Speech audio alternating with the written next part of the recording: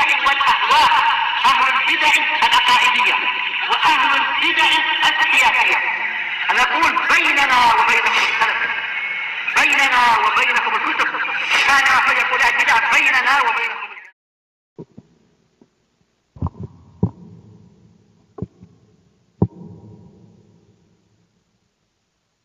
Bismillahirrahmanirrahim. Innal hamdalillah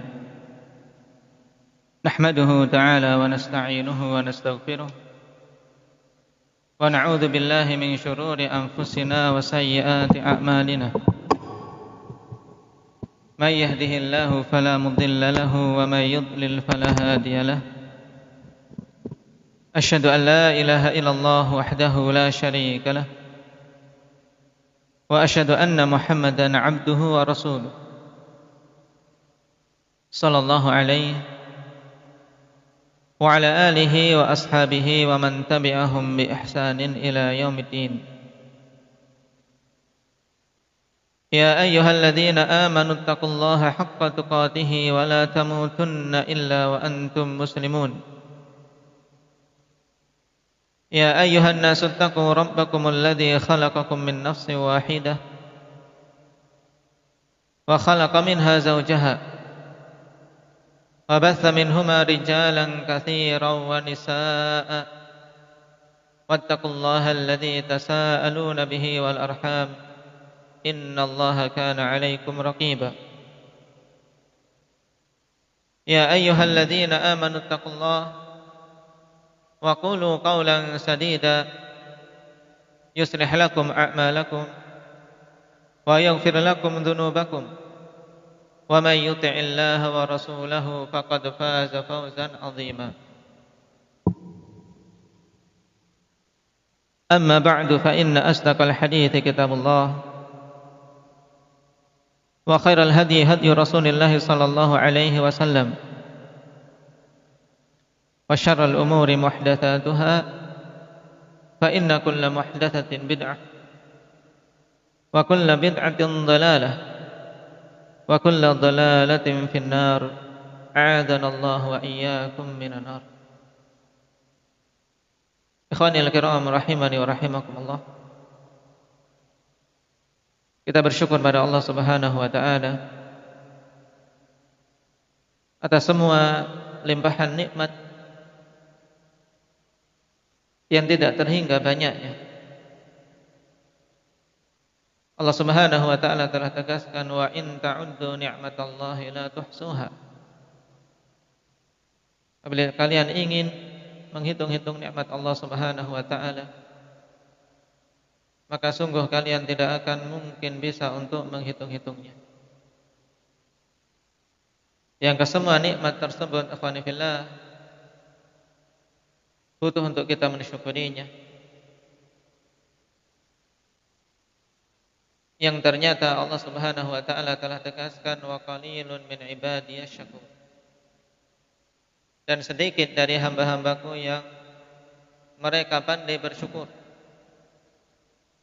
Berarti mafhum dari ayat ini, kebanyakan dari hamba-hamba Allah Subhanahu wa taala mereka itu tidak bisa bersyukur sebagaimana yang Allah Subhanahu wa taala kehendaki. Kesyukuran yang mencakup 3 rukun utamanya. Pengakuan di dalam hati bahwasanya semua nikmat itu dari Allah.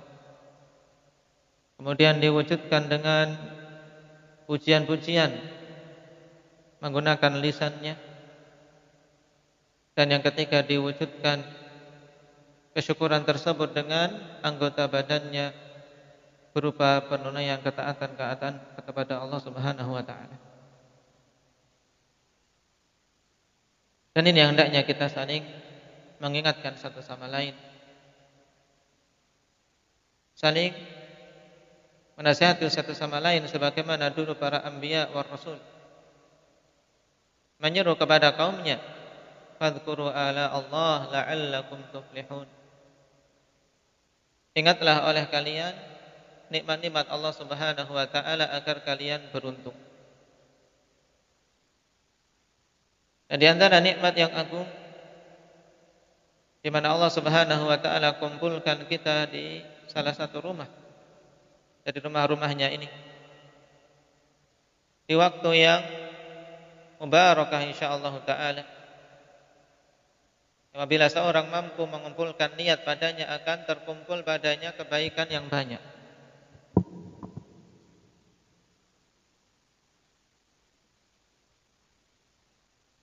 Duduk di majalisul ilm, kemudian menunggu waktu salat maghrib yang merupakan ribat yang dikatakan oleh Rasul sallallahu alaihi wasallam, fadzalikumur ribat, fadzalikumur ribat. Rasulullah sallallahu alaihi wasallam ketika mengkhabarkan kepada para sahabat, ala adullukum ala ma yamhullahu bihil khataya wa yarfa'u bihi darajat. Maukah kalian aku tunjukkan kepada suatu perkara yang dengannya kesalahan-kesalahan bisa terhapus dan derajat-derajat bisa terangkat. Kemudian beliau mengatakan kathratul khutta ilal masajid, atau isbagul wudu yang pertama kali, yaitu menyempurnakan wudu. Wa kathratul khutta ilal masajid, dan memperbanyak langkah-langkah menuju ke masjid. Dan yang ketiga, wantidharus salati ba'da shalah, menunggu salat setelah dia menunaikan salat yang diwajibkan sebelumnya. Dan alhamdulillah Allah Subhanahu wa taala berikan taufik pada kita untuk bisa menunaikan salat maghrib secara berjamaah.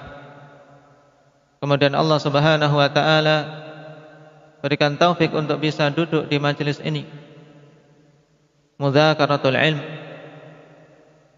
dan juga sekaligus untuk menunggu waktu salat Isya. Nasallallahu at-taufiq was-sadad. Ikhwanil fillah rahimahni wa rahimakumullah. Pada pertemuan yang lalu kita telah masuk pada perkataan Imam Al-Barbahari rahimahullahu taala yang menjelaskan tentang asas yang dibangun di atasnya al-jamaah. Siapa mereka itu? Yaitu para sahabat radhiyallahu alaihim. Para sahabat yang di atasnya dibangun al-jamaah. Sehingga dari sini kita mengetahui dengan seyakin-yakinnya bahwasanya al-haq, ya, dengan mengikuti metode para sahabat dalam beragama. Dan sebaliknya, kesesatan dan kebid'ahan itu sebab utamanya apa? Yang disebutkan oleh Imam Al-Barbahari rahimahullahu taala. Sebab utama kesesatan dan sebab utama munculnya kebid'ahan apa?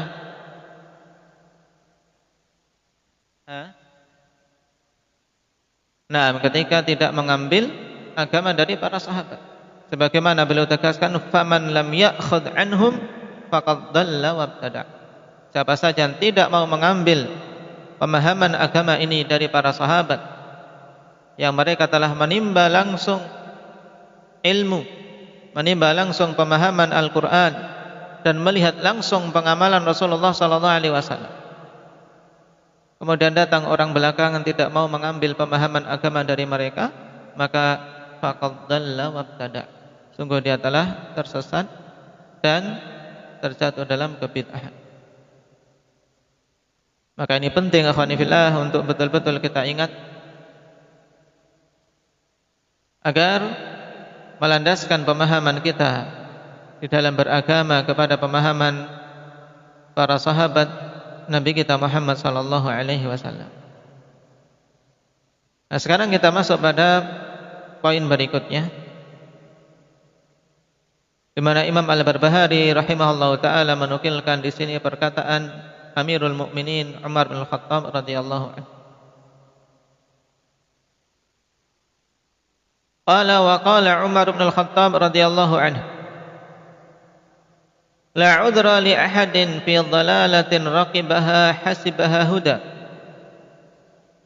wala fi hudan tarakahu hasibahu dhalalah faqad buyyinatil umuru wa thabatatil hujjah wa anqata'al udru wa dzalika anna sunnata wal jama'ata qad ahkama amra ad-din kullih wa tabayyana lin-nas fa 'alan nasi al-ittiba'.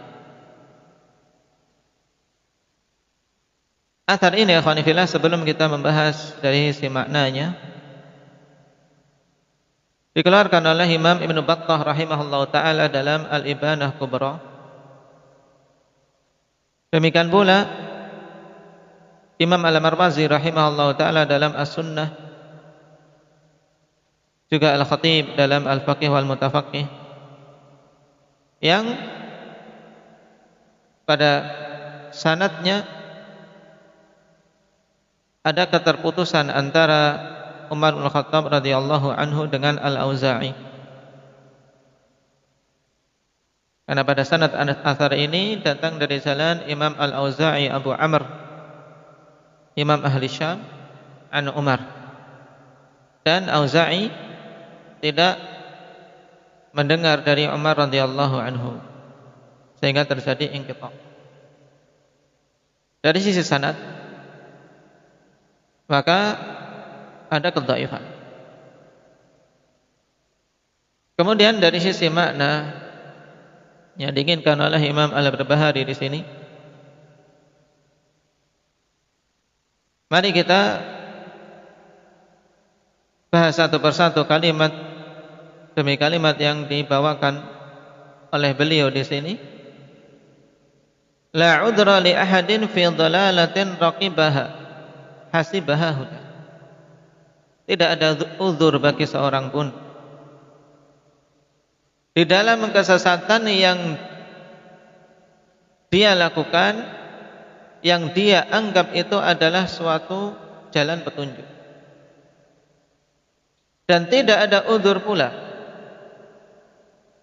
pada suatu petunjuk yang dia tinggalkan, yang dia anggap itu adalah suatu kesesatan. Karena manusia, ikhwani fillah, ketika dia melakukan suatu kesesatan, banyak dari mereka menganggap sesuatu yang sesat itu adalah jalan petunjuk, jalan yang menyelamatkan. Dikatakan di sini tidak ada udzur bagi seorang yang melakukan suatu kesesatan yang dia anggap itu adalah kebenaran, dia anggap itu adalah jalan petunjuk. Sebagaimana pula sebaliknya, tidak ada uzur bagi seorang yang meninggalkan jalan petunjuk yang dia tinggalkan dikarenakan menganggap itu adalah kesesatan. Kenapa? Faqad buyyinatil umur, sebab perkara-perkara yang telah dijelaskan dengan sejelas-jelasnya. Wa thabatatil hujjah, dan hujjah telah tegak. Wanqata'al udhru, dan udhur telah terputus dengan adanya penjelasan yang gamblang ini. Nah, kalam ini akhwani fillah dibawa pada kondisi seseorang yang mufarrid, yaitu yang menyepelekan, tidak mau untuk berusaha mencari kebenaran dalam keadaan sarana-sarana untuk mendapatkannya itu sangat mudah. Adapun udzur dengan sebab kejahilan secara umum, maka itu tsabit, itu tegak di dalam syariat kita berdasarkan dalil-dalil yang banyak, baik Al-Quran maupun As-Sunnah dan usul salafiyah. Karena al-urdu bil jahli, uzur dengan sebab kejahilan itu, kalau memang betul-betul jahil, itu diterima. Allah Subhanahu wa taala telah berfirman, "Wa ma kunna mu'adzibina hatta nab'atha rasula." Tidaklah kami akan mengadab sampai kami mengutus rasul. Sehingga siapa saja yang belum sampai kepadanya dakwah rasul, belum sampai kepadanya penjelasan dari rasul, maka dia memiliki uzur. Demikian pula firman Allah Subhanahu wa taala, rusulan mubasysyirin wa mundhirin li'alla yakuna lin-nasi 'alallahi hujjatun ba'dar rusul. Para rasul yang diutus untuk memberi kabar gembira dan memberi peringatan agar manusia tidak memiliki alasan lagi di hadapan Allah Subhanahu wa taala kelak setelah diutusnya para rasul. Nah, lalu bagaimana dengan kondisi umat akhir zaman ini yang jelas diutus kepada mereka nabi yang terakhir? Apakah masih tetap ada udzur bil jahl? Udzur bil jahl ikhwani fillah tetap sabit selama kejahilan tersebut melekat. Nah, dan sebab kejahilan itu banyak. Disebutkan oleh Syekh Ibnu Baz dan yang lainnya, misalnya seorang yang berada di pedalaman tidak mengenal dakwah, atau seorang yang hidup di tengah-tengah bi'ah, di tengah suatu komunitas yang memang di situ tidak pernah mendengar disampaikannya kebenaran dan tidak ada kabar, tidak mendengar berita tentang al-haq yang disampaikan. Karena banyaknya dai-dai yang menyeru kesesatan sehingga yang mereka ambil ya dari penyeru-penyeru kesesatan tersebut. Demikian pula mereka-mereka yang baru masuk Islam. Nah, dan ini pendapat yang rajih tentang permasalahan al-udhru bil jahli.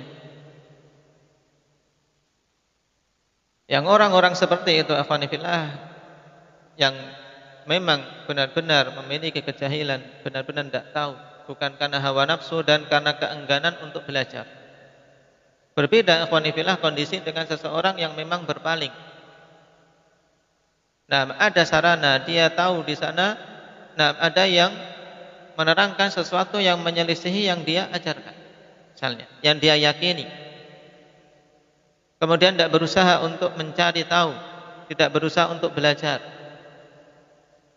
Maka yang seperti ini mu'rid.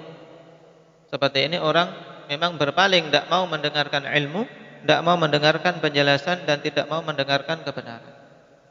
Ini kondisinya berbeda. Nah, taruhlah seseorang memang betul-betul dalam kondisi di atas kejahilan afanifillah, maka keadaannya sebagaimana yang disebutkan dalam hadis Al-Aswad Ibnu Sari', demikian pula hadis Abi Hurairah radhiyallahu an yang dikeluarkan oleh Imam Ahmad dan dimasukkan oleh Syekh Muqbil dalam As-Sahihul Musnad. Keadaan mereka di akhirat kelak, maka mereka akan diuji.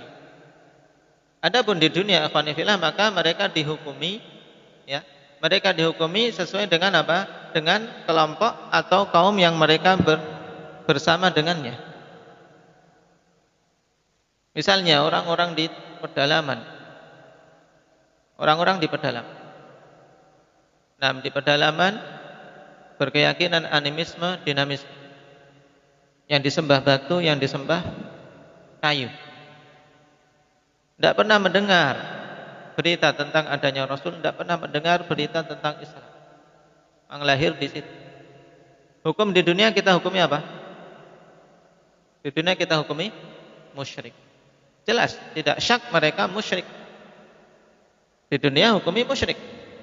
Adapun hukum di akhirat, maka orang-orang yang seperti ini akhwanifillah yang tidak pernah mendengar berita tentang Rasul, ya, keadaannya seperti salah satu dari 4 golongan yang disebutkan dalam hadis ini. Nah,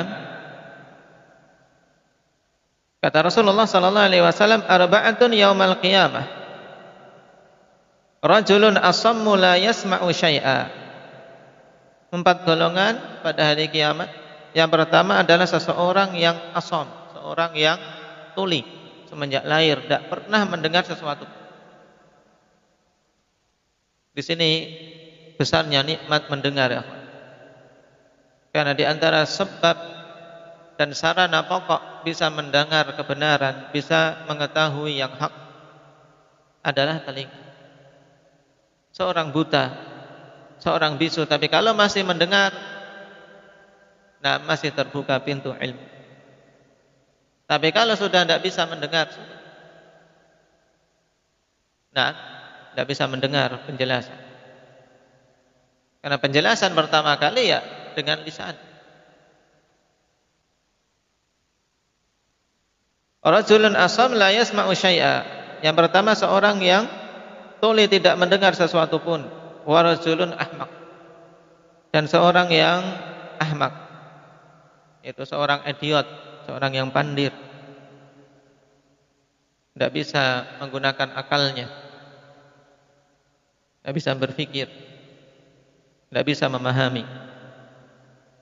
Wa rajulun haram, dan seorang laki-laki yang pikun. Wa rajulun mata fi fatrah, dan seorang laki-laki yang mati pada masa fatrah.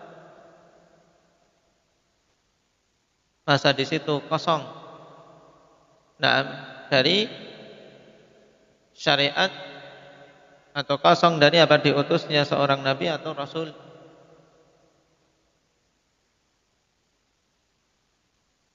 Sehingga mereka tidak mendengar dan mengetahui penjelasan tentang Islam. Nah, 4 golongan ini ikhwani fillah, kata Rasul sallallahu alaihi wasallam, fa ammal asammu fayaqulu rabbi laqad ja'al islamu wa ma asma'u syai'a. Di akhirat kelak mereka mengatakan, wahai Rabbku, sungguh telah datang Islam dalam keadaan aku tidak mendengar sesuatu pun. Sehingga tidak bisa paham, tidak bisa tahu. Kemudian yang ahmak mengatakan, wa amal ahmak fayaqul rabbi laqad ja'al islam wasibyanu yahdifuni bil ba'd.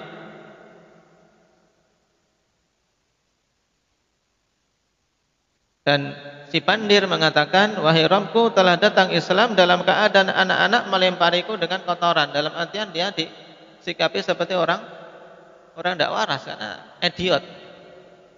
Dilempari dengan kotoran mungkin dianggapnya coklat. Nah, idiot lah mudahnya.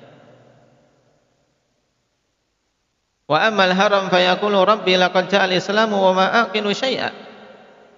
Adapun orang yang pikun mengatakan, wahai Rabbku, telah datang Islam dalam keadaan aku tidak bisa memahami sesuatu pun, karena sudah pikun. Kok bisa ini? Mungkin dia dalam kondisi pikun tadi sudah tua. Nah, taib, kemudian diutus Rasul di negeri tersebut. Ini misalnya zaman dulu, di zaman Nabi sallallahu alaihi wasallam.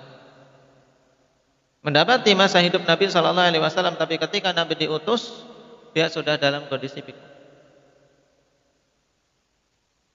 Ini masuk dalam golongan yang 4. Atau pada zaman sekarang misalnya datang dakwah ke pedalaman. Datang dakwah ke pedalaman, kemudian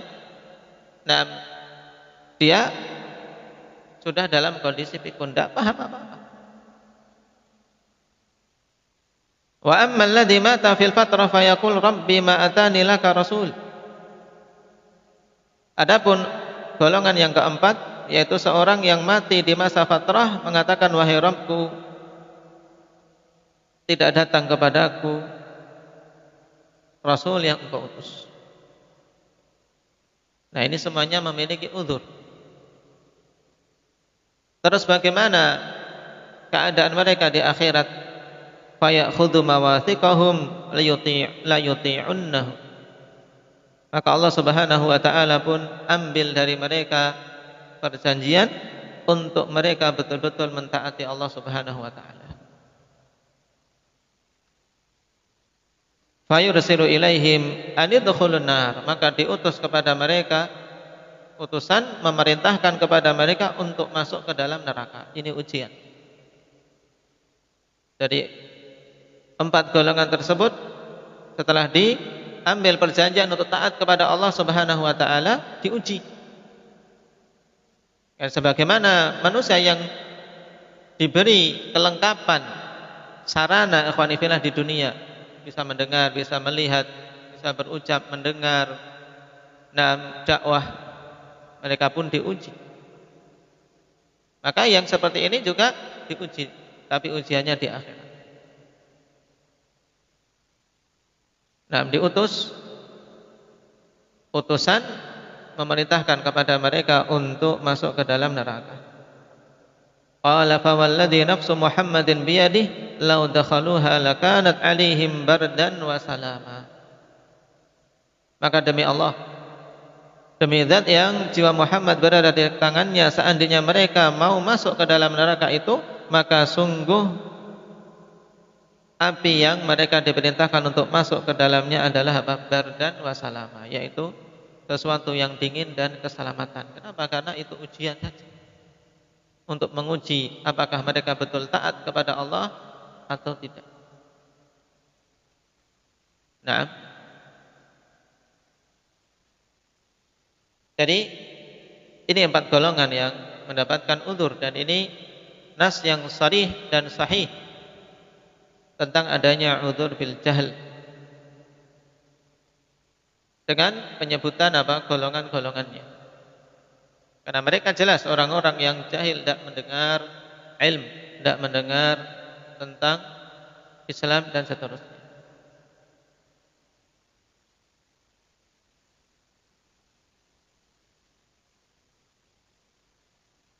Sehingga kalam yang dinisbahkan kepada Umar bin Khattab radhiyallahu anhu ini, nah jelas yang pertama itu adalah dari sisi sanad sahih.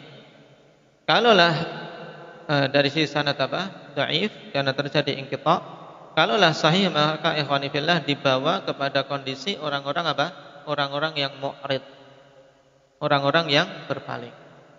Adapun yang betul-betul jahil seperti salah satu dari 4 golongan tadi, maka tetap mendapatkan udzur.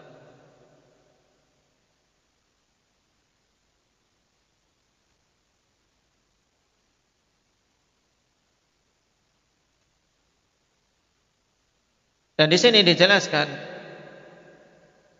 sebab kenapa kok sampai tidak diberi udzur, faqad buyyinatil umur wa thabatatil hujjah wa anqata'al udzur.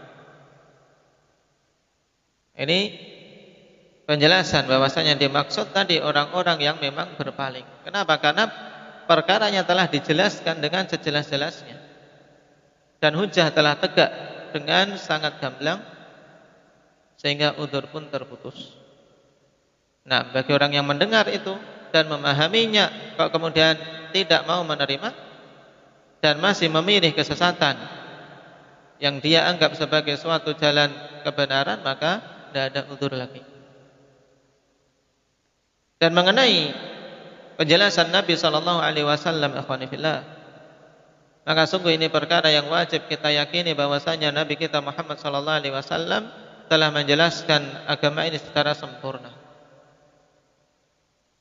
Sebagaimana sabda beliau, taraktukum 'alal bayda lailuha kanahariha la yazi'u anha ba'di illa halik. Sungguh aku telah tinggalkan kalian dalam keadaan putih bersih, malamnya seperti siangnya, dalam artian semuanya jelas, semuanya gamblang, dan tidak menyimpang darinya setelahku kecuali orang yang celaka. Demikian pula beliau telah menegaskan dalam hadis yang diriwayatkan oleh Imam Muslim, innahu lam yakun nabiyyun qabli illa kana haqqan alaihi an yadulla ummatahu ala khairi ma ya'lamuhu lahum wa yunzirahum syarra ma ya'lamuhu lahum.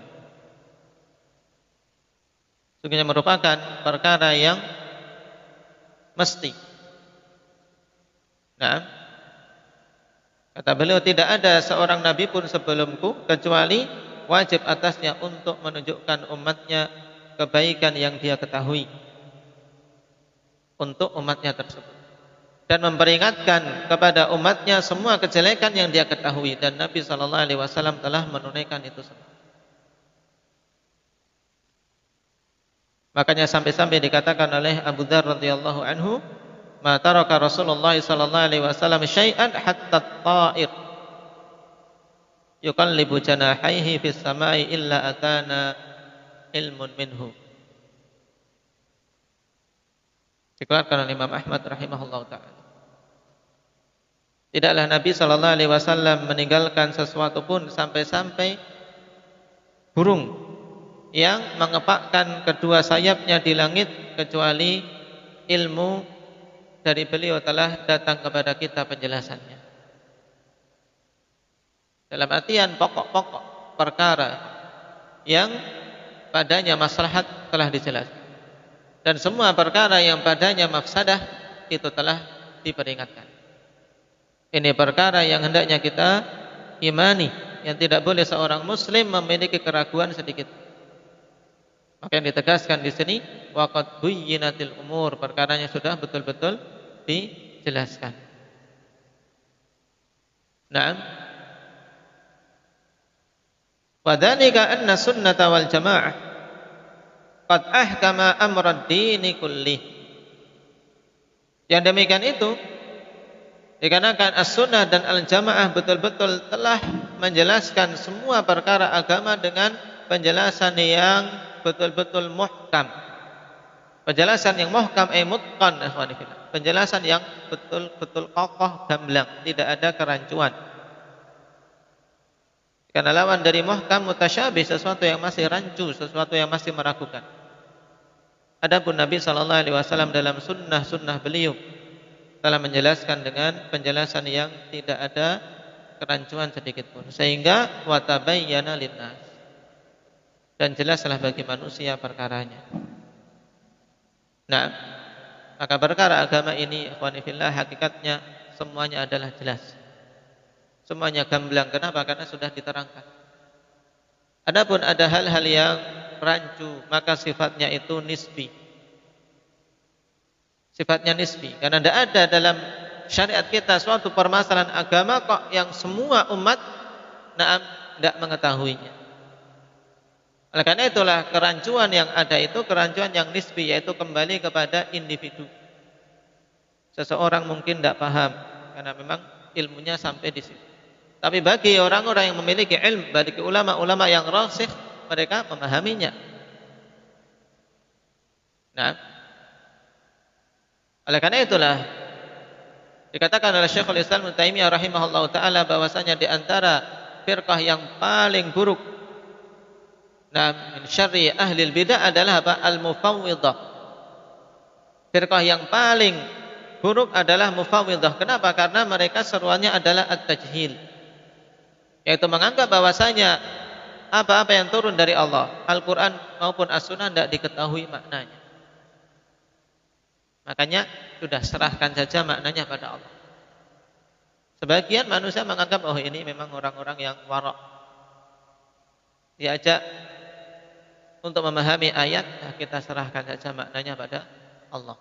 Ini tajhil, yaitu upaya untuk pembodohan terhadap umat.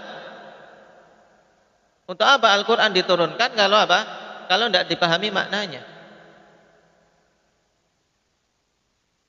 Oleh karena itulah ini merupakan seburuk-buruk ahli bidah, kata Syekhul Islam Ibnu Taimiyah rahimahullah.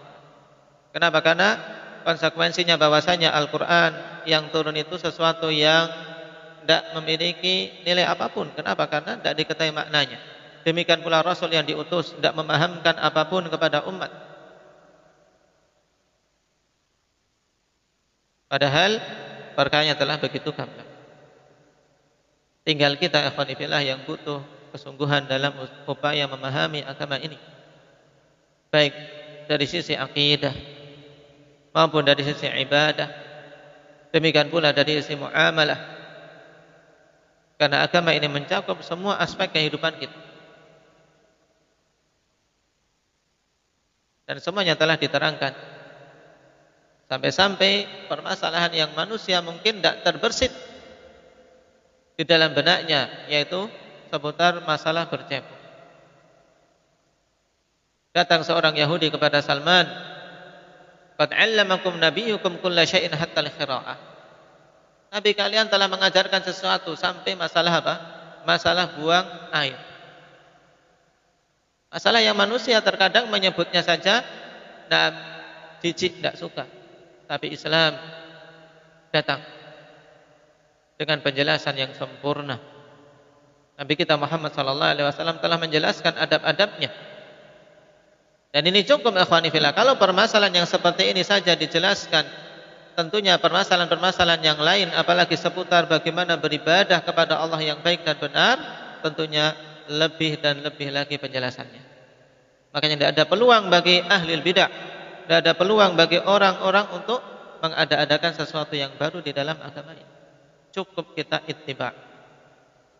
Makanya setelahnya dikatakan oleh beliau, fa'alan nasil ittiba. Kalau perkaranya sudah jelas, kalau Nabi SAW sudah menerangkan, maka atas manusia tinggal mengikuti. Atas manusia tinggal ittiba, tidak perlu inovasi. Tinggal mengikuti. Dan inilah kemudahan yang dimaksud di dalam sabda Nabi SAW, inna dina yusrun. Di antara salah satu bentuk kemudahannya, kenapa? Karena kita tinggal mengikuti. Perkaranya sudah diatur dengan aturan yang sempurna. Nah, fa'alan nasil ittiba, maka wajib atas manusia untuk ittiba, untuk mengikuti apa yang dibimbingkan oleh Nabi SAW. Nah, dan yang namanya ittiba, ikhwani fillah, kalau kita perhatikan dari sisi makna lughawi, makna secara bahasa apa? Yaitu as-sair khalfah. Namanya ngikut itu berjalan di belakangnya. Berarti kesempurnaan seorang mengikuti, ya dia menapak sesuatu, ya dia ikuti.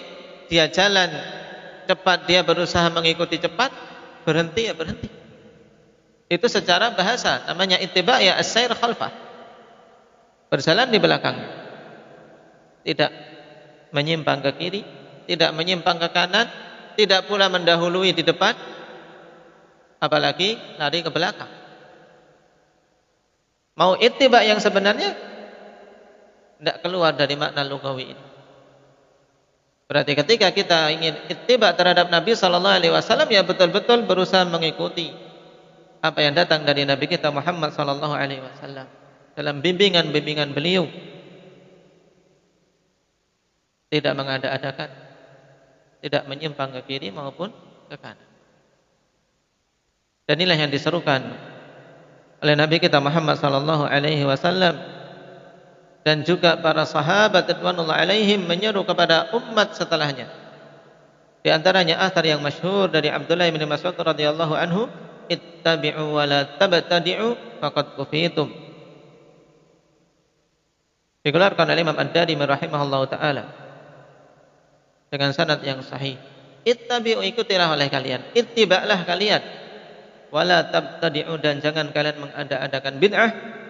Kenapa? Faqad kufitum, sebab sungguh kalian itu telah dicukupi. Sudah dicukupi semuanya. Mau aturan apa saja sudah ada. Nah, apalagi aturan seputar apa? Bernegara. Aturan dalam apa? Dalam mewujudkan suatu negeri yang sejahtera. Perkara yang sangat besar kemaslahatannya, tentunya sudah ada aturannya. Permasalahan seputar kamar mandi yang kecil saja sudah diatur.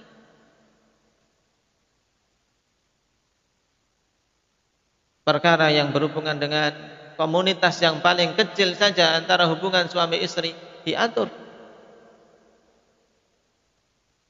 Nah, maka faqad kufitum, sungguh kalian telah dicukupi, dan kita wajib qanaah dengan itu. Karena semakin jauh dari zaman kenabian, rasa qanaah dengan aturan Nabi SAW semakin dikikis dengan berbagai macam syubhat yang ditimbulkan oleh iblis beserta para tentaranya. Enggak ada qanaah, merasa tidak cukup dengan aturan Nabi SAW, merasa tidak cukup dengan bimbingan Nabi SAW. Ketika muncul bid'ah, perhatikan, kalau antum ikut salat jenazah, contoh saja yang sangat mudah. Di antara hal yang paling banyak kebid'ahan muncul masalah ini, masalah janaiz. Maka butuh ahli sunnah wal jamaah memberikan perhatian terhadap permasalahan tersebut, baik taklim, pengajaran, demikian pula pengamalan, menunjukkan kepada manusia mana yang sunnah. Kalau antum ikut dengan awamun nas, ikut salat jenazah, maka akan terheran-heran dengan kebanyakan manusia apa? Salat jenazahnya cepat. Setelah itu lama. Nah, kalau di sini entah sama atau enggak? Salatnya kadang baca Fatihah belum selesai. Padahal itu inti salat jenazah di situ. Mendoakannya di situ. Yang butuh tumaninah, butuh betul-betul seorang apa? Melafadzkan doa-doanya dan menghadirkan hatinya sangat cepat. Ya Allahu Akbar, Allahu Akbar, Allahu Akbar 4 sudah. Setelah itu pada kebid'ahan yang diperlama mungkin bisa setengah jam. Kenapa? Karena tidak merasa cukup dengan bimbingan Nabi. Menganggap sholat tok kurang mantep. Karena paling lamanya sholat jenazah ya paling 10 menit. Itu sudah lama kali kayaknya ya. Tidak merasa cukup. Padahal kalau seorang tahu isi dari doa itu, subhanallah, apa yang diinginkan oleh mayit kecuali apa? Maghfirah, kemudian apa? Rahmah, ya kan? Itu saja diulang-ulang, minta diampuni, minta dirahmati, sudah. Tapi tidak cukup dengan bimbingan Nabi, sehingga membaca ya tahlil, ya yasin dan seterusnya, yang menjadikan semua itu malah tertolak. Ini contoh ya. Maka perkataan yang singkat ini sebenarnya maknanya sangat mendalam. Ittabi'u wa la tabtadi'u faqad kufitum. Kalian telah dicukupi. Kalau sudah dicukupi ya sudah. Qanaah. Merasa cukup dengan apa yang dibimbingkan oleh Allah Subhanahu wa taala dan diajarkan oleh Rasulullah sallallahu alaihi wasallam.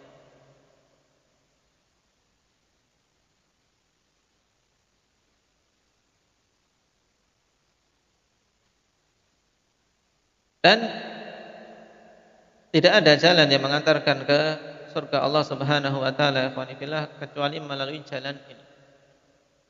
Seorang ingin selamat, seorang ingin mendapatkan surga, ya jalannya satu tok ini, yaitu ittiba'un nabi. Tidak ada jalan lain.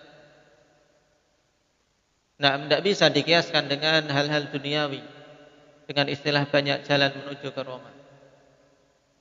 Nah, sama-sama tujuan yang penting, tujuannya sama, ingin surga, walaupun jalannya berbeda-beda. Jalan surga itu satu, yaitu yang dibawa oleh Rasul sallallahu alaihi wasallam. Siapa saja yang ingin menuju ke sana, ya jalannya ittiba'. Makanya Nabi sallallahu alaihi wasallam mengatakan, kullu ummati yadkhulunal jannata illa man aba. Semua umatku ini akan masuk ke dalam surga kecuali orang yang enggan. Qalu wa man ya'ba ya Rasulullah? Qala man ata'ani dakhalal jannah. Siapa saja yang taat kepadaku maka dia akan masuk surga. Inilah orang yang taat, orang yang ittiba', yang mengikuti Nabi sallallahu alaihi wasallam. Tapi sebaliknya, wa man asani faqad aba. Siapa saja yang bermaksiat kepadaku dengan mencari jalan selain jalannya Nabi sallallahu alaihi wasallam, maka hakikatnya sungguh dia adalah orang yang enggan, mengaku atau tidak. Dia adalah orang yang enggan untuk masuk ke dalam surga. Nas'alullah al-afiyah wassalam.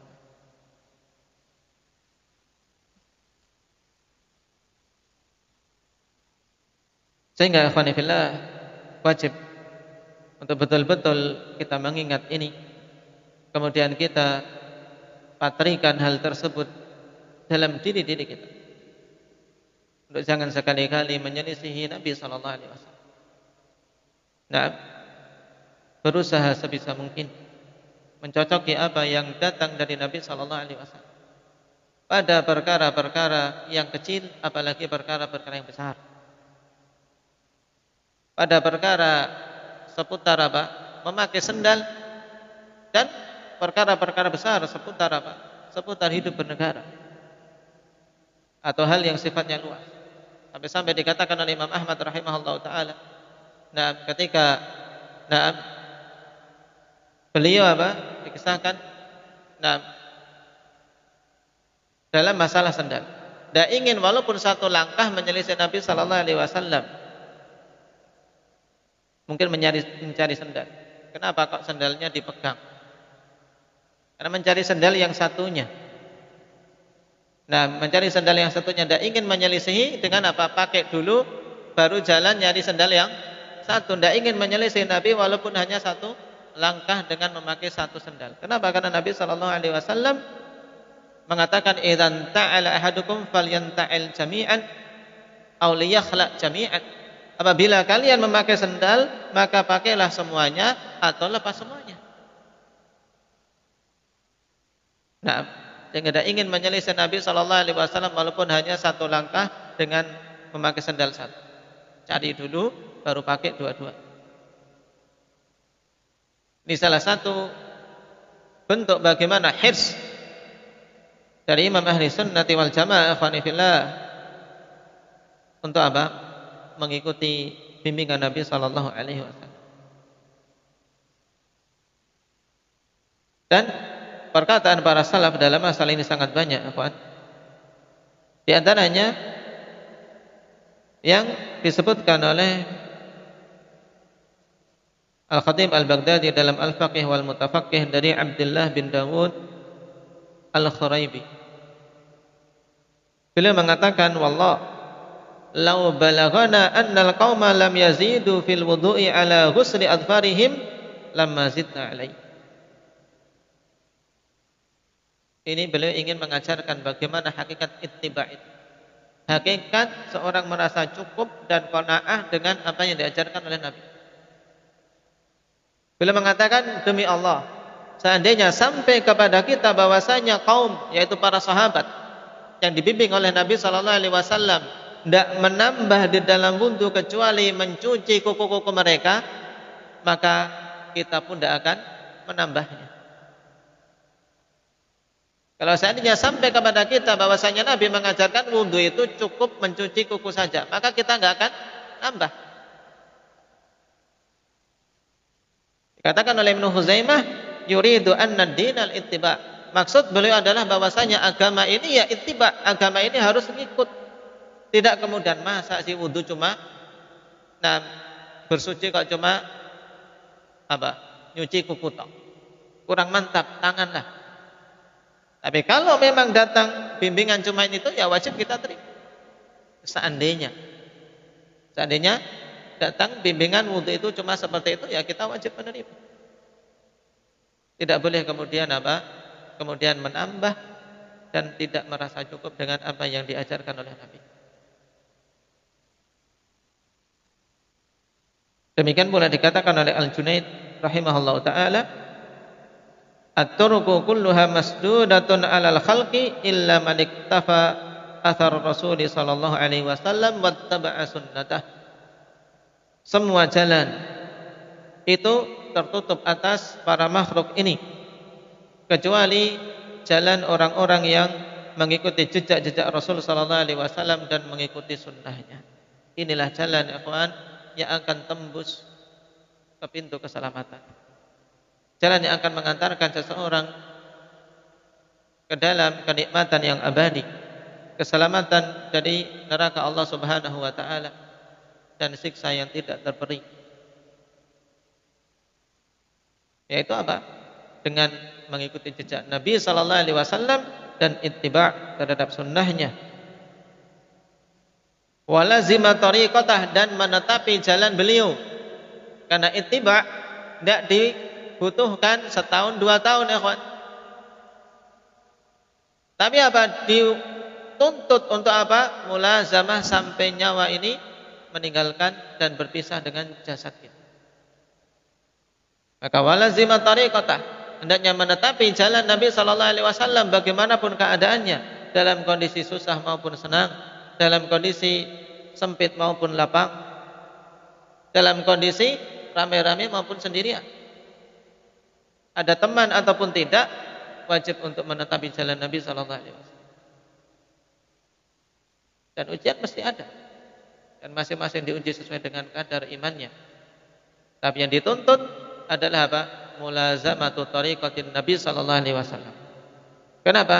Fa inna turuqal khairati kulliha maftuhatun alaih. Sebab sungguhnya jalan-jalan kebaikan secara keseluruhan itu akan apa? Terbuka untuknya ketika dia mengikuti jalan Nabi sallallahu alaihi wasallam. Bagaimana tidak? Itu jalan yang akan mengantarkan kepada dan yakin siapa saja mengikuti dan jujur dalam ittiba' ikhwani fillah, Allah Subhanahu wa taala akan berikan kemudahan-kemudahan. Faman yattaqillaha yaj'al lahu makhraja wa may yattaqillaha yaj'al lahu min amrihi yusra. Yang bertakwa pada Allah, yang betul-betul mengikuti Rasul sallallahu alaihi wasallam, mengikuti bimbingan beliau. Karena tidak mungkin takwa itu benar kalau menyelisih sunnah Nabi sallallahu alaihi wasallam. Akan diberi jalan keluar, akan dijadikan urusan-urusannya mudah. Nah,